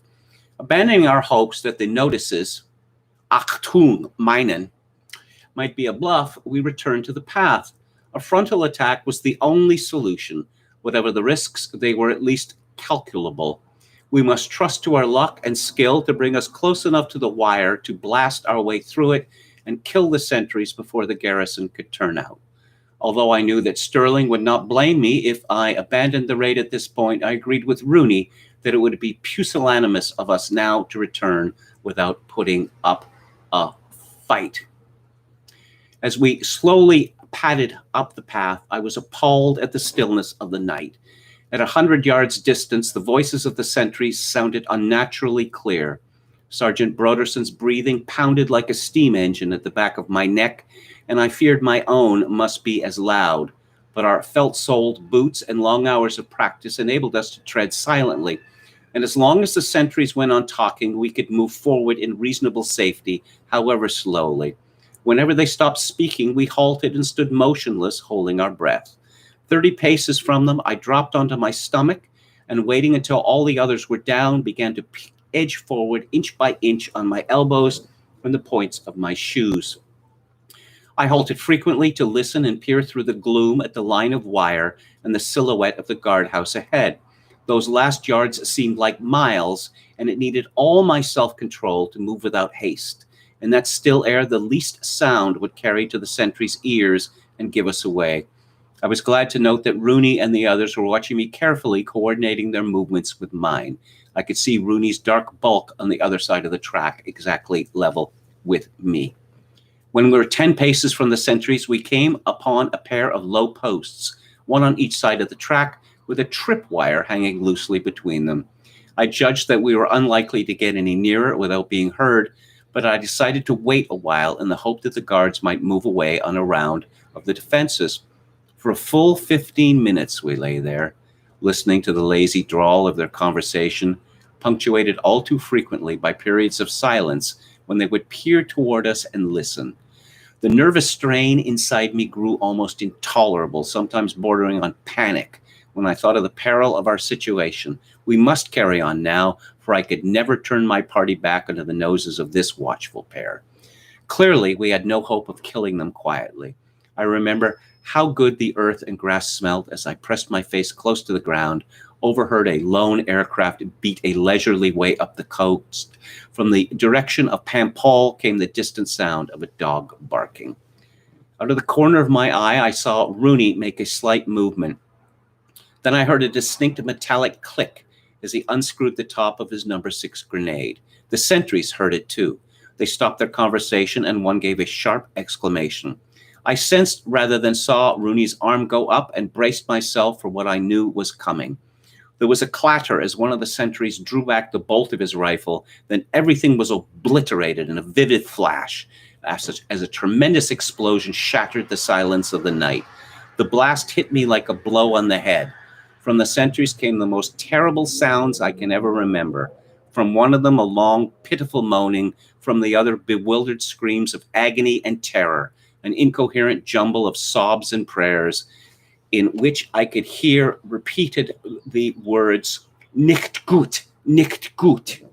Even in those seconds, as I leaped to action, I felt a shock of horror that those soft, lazy, drawling voices, which had floated to us across the quiet night air, could have been turned, literally in a flash, to such inhuman screams of pain and fear. Though they were to haunt me for a long time, I had no leisure for such thoughts now. In a moment, I was floundering through the wire by the guardhouse on the heels of Rooney and Sergeant Barry. The wire, mangled by the explosion, was no longer a serious obstacle. The guardhouse was entry. The two sentries were sprawled on the ground, one silent with his hands over his face, the other calling on his mother and his maker until a burst of Tommy gun fire from one of my NCOs quieted him. The grenade must have landed close beside them, for their clothes were terribly burnt. Well, it's one thing to dream of glory in war, and it's another thing to experience it directly. This is a very different kind of war, the British in World War II, that we've become used to. One could say that it was a gentleman's war with a lot of upper-class people looking for an adventure, besides displaying their patriotism. When one sees Kemp's descriptions of the men that he fought with in his various missions, that one recognizes that this is a type of Englishman or Scotsman or Welshman who has pretty much disappeared. They don't make them like that anymore. I can hardly imagine that very many soldiers today in any line of soldiering would put up with the routine privations that Kemp describes. Kemp was very unlucky as a parachutist. I mean, he describes technically how it works. Of course, you're depending on people not to make mistakes, and if a certain mistake is made, when you jump out of the plane and you're not pulling the cord, it's pulled automatically.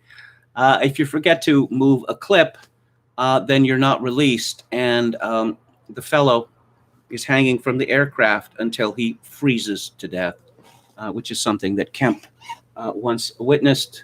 In his first jump, his training jump, the wind had blown up to such an extent that he was blown off course by hundreds of feet.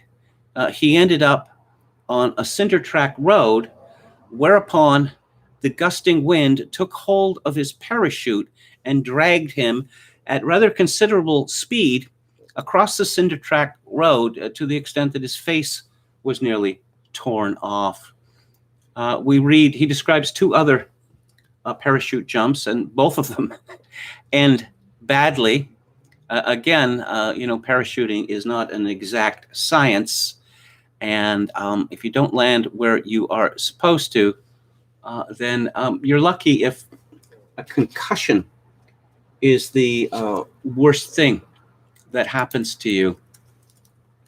Now, after wanting to go to Yugoslavia, he ends up in Albania, where, just as in Yugoslavia, there was a dispute. The British military missions were supposed to be coordinating activities, bringing in supplies, providing logistics and the like, for the people to fight the Germans. But it's not that simple, of course, because you have all of these different groups of people. And of course, Kemp, with his experience in Spain, had learned not to trust communists. And the so-called partisans, both in Yugoslavia and in Albania, were far more concerned with seizing power after the war was over than in actually fighting the Germans. And Kemp, he mentions by name Some of the traitors in the British Army ranks. He mentions a certain officer, not by name. Presumably, this is someone who had ascended to a very high rank in the Foreign Service. Behold, John Klugman, 1912 to 1977, generally named as James Klugman. I'm reading from Wikipedia, a leading British communist writer who became the official historian of the Communist Party of Great Britain. Known to be a communist, but that didn't stop him from being accepted into the army and being posted to the Yugoslav section of SOE as an intelligence officer. And he was one of the people who decided that that General Mihailovich was a fascist, and that Britain should transfer its loyalties from him to Tito.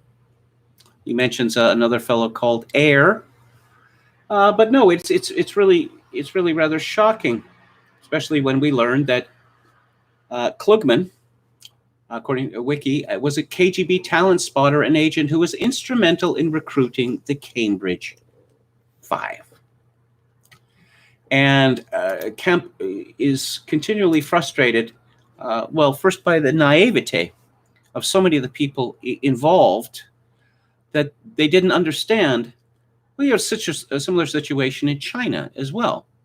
That Mao Zedong was less interested in fighting the Japanese than he was in prevailing over Chiang Kai-shek. Commies can't be trusted, ever. They are, they're terrible, terrible people who they will not keep their word. They will always let you down. So, perforce, Kemp learns a fair bit about Albania. And he learns that it's divided between two major tribes, the Tosks and the Gags, but there's also all manner of other divisions. There are, you have Muslims in the south and Catholics in the north, and you have bandits, pirates who have their own private armies, local warlords. Plus you have the irredentists who believe in the concept of Greater Albania. And so you find that, Kemp found out that a great many of these irredentists preferred the Germans to the Allies because they wanted Kosovo back. And the Germans were going to give them Kosovo. And I'm reminded, reading this, I suppose that if, the people in Britain, Canada, and the United States who had committed our countries to Afghanistan for so long, and Canada was there for, I believe, something like 10 or 11 years, if they'd read this book, they would have been saved a lot of trouble. Because in all these countries, they regard the Westerners as foreigners who are going to leave. And they have to look after themselves first. They're willing to be bought off, with money and with, guns, all sorts of other things. But they will turn on a dime if they get a better offer, or if the interests of their own particular clan become involved. Because that's what really people, will fight to the death for. This is very good. I'm going to read this. The impossibility of dealing with people like this. A solid stone building with thick walls, loopholes for defense, the home of the Caplana family stood on a mountainside overlooking a deep valley rich in grain fields and olive groves. We were shown into a cheerful guest room with white walls and high windows looking over a courtyard. The floor was spread with thick, richly colored rugs. Round the walls ran a broad divan strewn with silk cushions. In accordance with custom, our arms were taken from us when we entered the house. This gesture signified that as long as we were under his roof, our host was responsible with his life for our safety. If anyone were to kill us, our host must start hakmarje, a blood feud, with him and would be dishonored in the eyes of all of his neighbors until he avenged our death with that of the murderer. The Hakmarja existed throughout Albania among both Tosks and Gegs. Whenever a man was murdered, his family was obliged to start a blood feud, not only with the murderer, but with all the murderer's family, one of whom must be killed to wipe out the stain. A man who left a blood feud unavenged was subject to perpetual dishonor and insult. It was not unusual for as many as 20 members of one family to be killed in the same vendetta in the course of 2 or 3 generations. More than once, an Albanian has said to me, "I cannot go with you to that house. I have enemies." I learned an interesting thing about the Albanians, at least the Albanians of the 1940s. I don't know whether it's still true, that to people not from Albania, Albanian houses are stifling, almost unbearable, because Albanians, for some reason, cannot bear fresh air in their dwellings. Crazy, right? I was reminded of something I'd learned a long time ago, that Red Army soldiers on the rampage through Poland and East Prussia and Germany proper simply would not use toilets. And I'd read years ago that puzzled members of families who returned to houses which had been overrun by the Red Army for years, or maybe even a decade after the Red Army had left, they would find fossilized shit in the strangest places in their houses. So Kemp finds out that there's no one to trust in Albania, especially the partisans, that the other side, the Bali, the non-communists, are of course betrayed by the British, that Enver Hoxha, I found out that Hoxha means priest. That's interesting. That Hoxha was a flabby man who was a physical coward, but later on gave himself some military title. You meet all sorts of brave Albanians in this book, but Hoxha was not one of them. You read. Well, hang on. I'm just going to move to this, the question of why you couldn't expect loyalty from these people. And a lot of it has to do with their history. I'll read this. These houses contained no furniture. The only concessions to comfort by day or night were cushions, rugs, mattresses, and quilts. Even the family valuables were usually stored in one wooden chest. Such simplicity was in part a legacy from the nomad instincts of the Turks. Sir Charles Eliot, describing a Turkish gentleman's house in the last century, wrote that it contained no more furniture than could be carried off at a moment's notice on a wagon into Asia. But it derived also from the perpetual insecurity of life in the mountains, especially on the frontiers. There were very few families whose houses had not been burnt at least once this century by Turks, Serbs, Greeks, Austrians, Germans, Italians, or fellow Albanians. Yes, another reason for this is that typically when the partisans or the Bali took action against the Germans would come in, and there would be savage reprisals, burning down whole villages and killing everyone, even the women and the children, which shocked the Albanians, because even in their blood feud, they wouldn't kill women and children.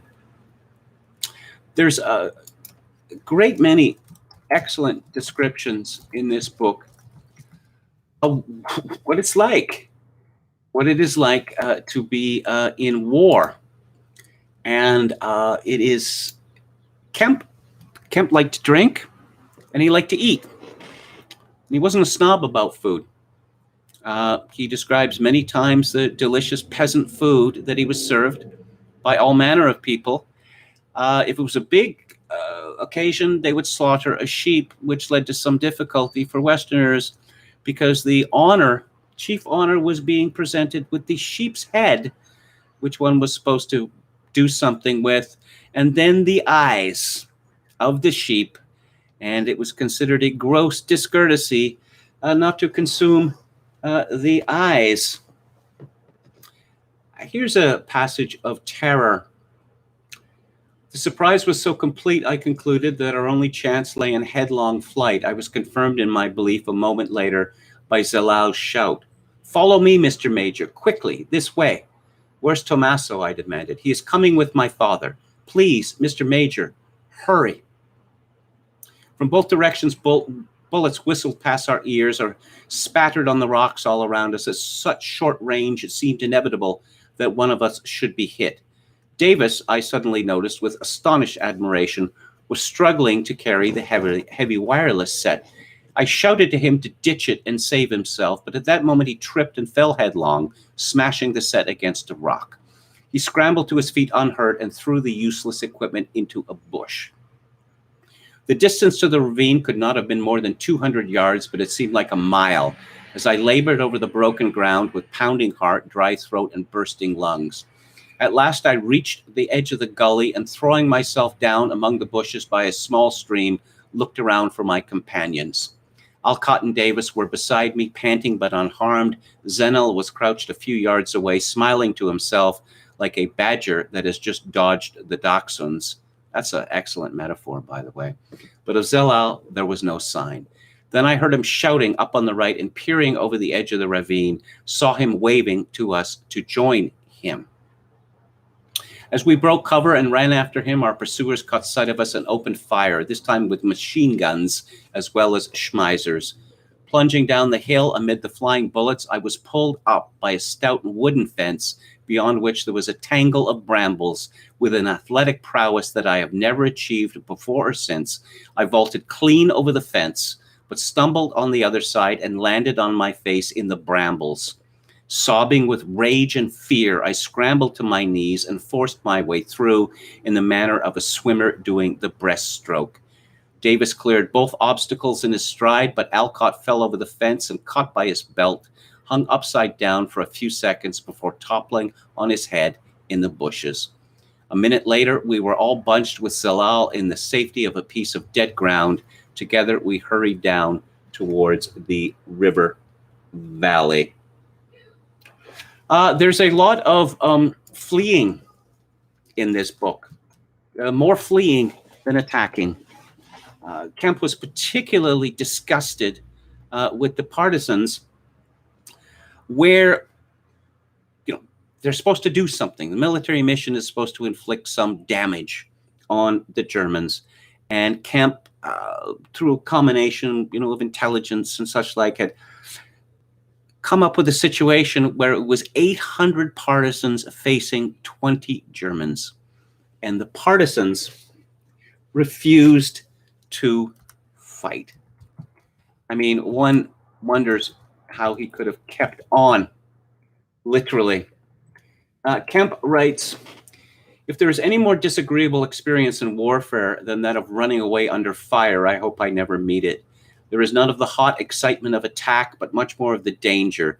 The blood trickled icily in my veins, and with each step my muscles contracted, anticipating the impact of a bullet. My throat felt dry and constricted, and I had a violent urge to vomit. Bullets in plenty sang over our heads and smacked into the ground all around us as we ran, but fortunately the tanks were concentrating their attention on the heroic Bren gunner and his companions. One machine gun would have finished a lot of us. As it was, we were beyond the effective range of Schmeissers, and the riflemen seemed to be poor shots. We reached the fir plantation without a casualty and paused a moment for breath, sitting in the snow because the saplings were not tall enough to hide us when we stood. Here we dumped the hand generator in a ditch. It was much too heavy for a running man, and Curry had done well to bring it so far. It was cunningly hidden, and Curry retrieved it himself later the same day. From behind us broke loud on our ears the sound of battle, long bursts of machine gun fire, the vicious crack of tank shells, and the faint popping of rifles. Jesus, sighed Solly Flood. Aren't we the brave boys, running off to the woods while the Poles stand and take the rap? This is a shit's job. You know our orders, snapped Hudson. What's more, so do the Poles. Come on, let's go. After the betrayal of the mission in Albania, Kemp was posted to Poland, to there around Czestochowa, and he was able to see the British betray another people, this time the Poles. Kemp had an exceedingly high opinion of the Poles for their bravery, for their reliability, and for the fact that Poland was the only nation, invaded nation, that did not provide a quisling. Oh, you can talk about the Lublin, government in Poland, but it was understood. Everyone knew these weren't Poles. They were traitors who had decamped to the Soviet Union a generation earlier, who were kept in storage, as it were, and were trotted out. Oh, we have some genuine Poles, too, to run Poland. You can tell by what you've heard from me that this book is exceedingly well written in the style of its time, but it's a style that I am very fond of. This is a very exciting book, and it's a book that teaches you what irregular warfare is really like. And it teaches you that soldiers don't get to choose their missions. And soldiers fight and die at the behest of politicians. As with the first volume of Kemp's memoirs, this has my highest recommendation. So a final look at the chat. Berkin-Sultanov says, Ernst Jünger says that man goes into a clear-eyed trance in battle. He had high regard for war and what it does when you are in the middle of it. It's reminding me of a funny story that there was a mishap, a parachute mishap that afflicted one of his colleagues, with the result that he was upside down and in a panic, and he ended up vomiting, and the vomit ended up coming back down and splattering him in the face. But of course, again, this is one of the least horrible things that can happen in war. How about lice? That everywhere Kemp went, he was afflicted with lice, which is disgusting and irritating and somewhat painful, but also terrifying when a typhus outbreak occurs, which is something that also happened to Kemp. Hoja was rabidly anti-theist, says Yo Mama. What a strange country. It's kind of like the Hermit Kingdom or the Hermit People's Republic of Europe. He broke from Soviet communism and attached to Maoism, and then he broke with Maoism and set up shop on his own. And he had followers worldwide. In Canada, there was the Communist Party of Canada, bracket Marxist-Leninist, which in British Columbia was dominated almost completely by Sikhs, amusingly enough. A premier of British Columbia was said to have dabbled, that's the word the CBC used, in communism as a young man, and it must have been the CPC-ML. I worked with a woman at the University of British Columbia who came to me one day and said that she was going to have to take some leave. Oh, why? Oh, I'm running in the federal election. Oh, you are? For what party? And she said the Communist Party of Canada, Marxist-Leninist, and yep, she was a Sikh. I don't know why the Sikhs were so attracted to Hoja. It might have something to do with the pre-war communist stuff in the Punjab. I'm not sure. Let's see. Berkin-Sultanov says Bosnia is full of Sufi dervish lodges. Burkhan Sultanov again. We used to listen to Radio Tirana on shortwave in Latin America back in the 70s in Spanish. Mary Crow says Kemp is such an underrated writer. Well, one of the things I like about him is that he really is self-deprecating and not in a humble bragging sort of way either. So that is the show for today and this week. I really enjoyed this book, just to make it clear, if you hadn't picked up on that. So what's coming up next week on Music Monday?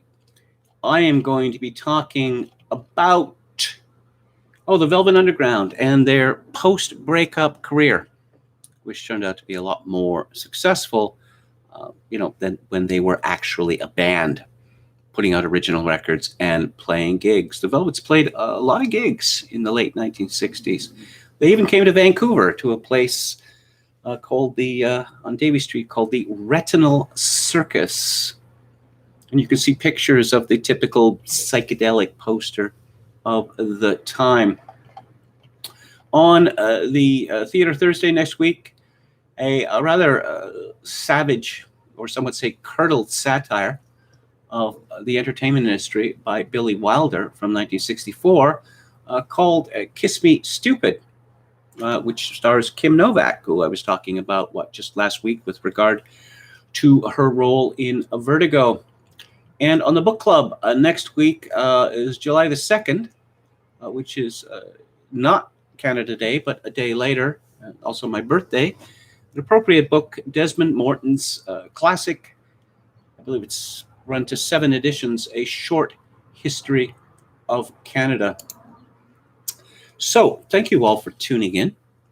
I'll be back on the air Monday at 4 p.m. Pacific, 7 p.m. Eastern. If you like the show or any part of it, I'd appreciate it if you would click on the like button and subscribe to my YouTube channel if you have not done so already. If you would like to make a donation to this live stream, which would be, I could use it, honestly. I really could. I don't want to live in this hotel forever. You can make the donation via PayPal at kevin_grace@hotmail.com. Once again, kevin_grace@hotmail.com. If you were in Canada, donations to the live stream may be made directly via Interac at kevingrace@shaw.ca. And as always, I leave you with this benediction in these days of social atomization and civilizational collapse. I do dearly wish that you, my dear viewers and listeners, manage to forge a genuine human connection in order to ease the burden. Good night.